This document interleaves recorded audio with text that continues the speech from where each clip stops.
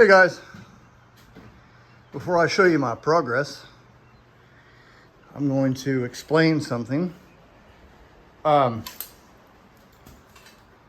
Without using too many excuses, the reason that I don't film building is because I'm all over the place. You know, I run from the garage to the computers, you know, inside, out of the garage to do stuff outside so I have plenty of ventilation, inside so I have shade and more ventilation from my fan, especially in the heat. It's just too much work. Plus I'm not organized. But enough about that. Let me just show you how I work at.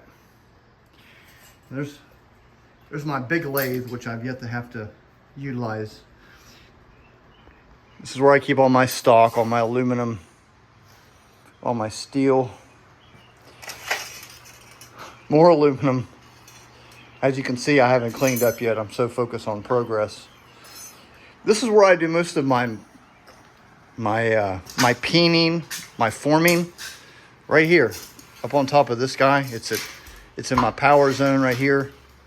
I love it. I clamp all I need to. If I need to press, right there it is.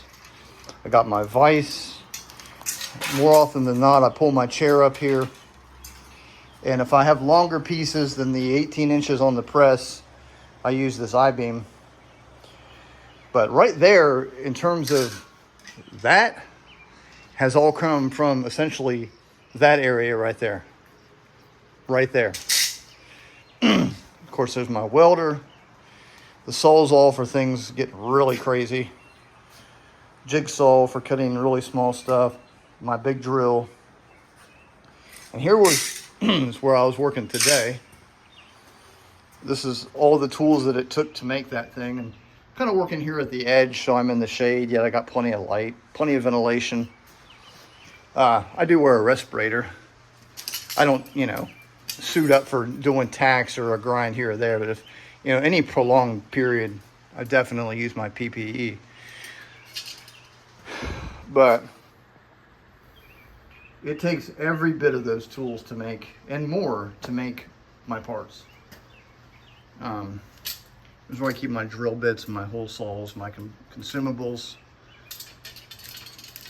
There's my other drill that I use for rounding stuff. But that's where it all comes from, right there. I mean, pretty much that general area is where that and my previous, our home that we left to come here, we sold, it was essentially that setup right there. That's it. So I think you're going to be impressed with what I was able to pop out today. It was pretty frustrating. But nonetheless, we do have a new B-36 part. Not pop out today, I just finished it. Because y'all seen the beginning of it. There she is. I still have to do some metal finishing on it. I don't know, I will use that tool back over there to round these out. And then I'm going to make that die to give these a subtle curvature all the way down through here. But that is the throttle quadrant. 48 hours ago, that was just a piece of steel. Several people have asked me how I built this thing. Earlier in the video, there's two plates. Basically, I cut this shape out right here, which was a half moon, and it tapered down here. So like a half moon with a V.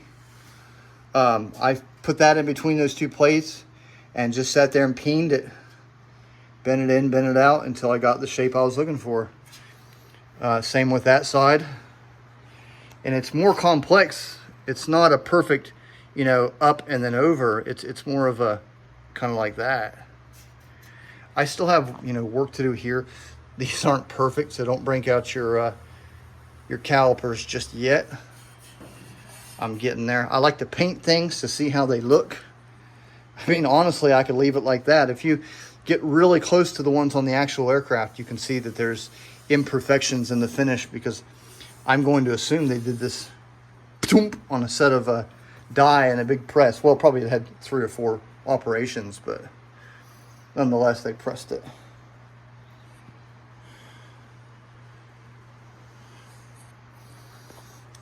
Let me flip it over. You can see. Thanks for one of you guys for pointing out this terminology for this part is the bezel, if I'm pronouncing that correctly. But that's the first thing I did, was I made the bezel and then bent it to conform to here, and then made the sides and welded them on, and then welded the back and the front on. And I've just welded in these cross pieces today. I think if I had to do it over again, which is a big if, I don't really want to do it all over again, is I would have just welded a solid panel in here. I just thought that cutting these out with my power shears would have made a superior straight line, but math is not always friendly. My total between here and there is 15 inches.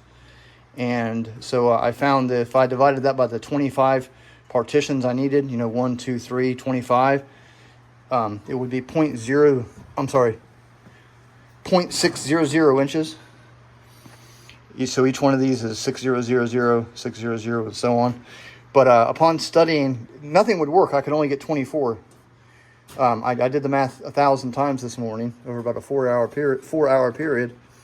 Come to find out that these areas on the actual aircraft are just a hair smaller than 0 to 600.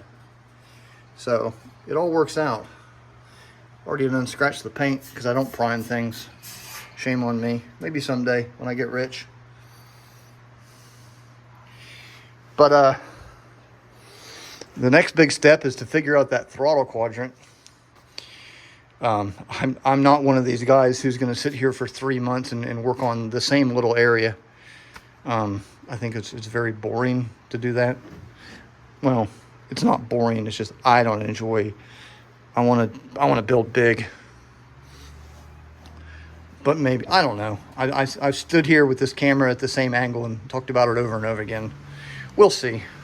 We're going to have something. It's got to have some kind of a, like, oh, wow, look at that. That's cool looking down there. And I want to be able to move the levers.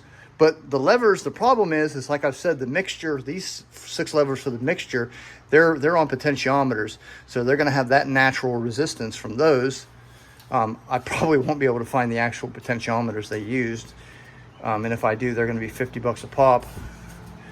Anybody that resells has the slightest inclination. It's from the military, especially an airplane, the price, quadruples automatically. But these 6 throttle levers, their friction is based on the pulleys, because you move this one, it moves the one on the aircraft commander's console. So I don't know. Either way, when you step back and look at that, you're going to be like, man, that is a B-36. That is my goal. But maybe tomorrow I'll get to forming these to give them that rounded. My brain's not working. I used it all up on this thing. Well, I'll see y'all next time.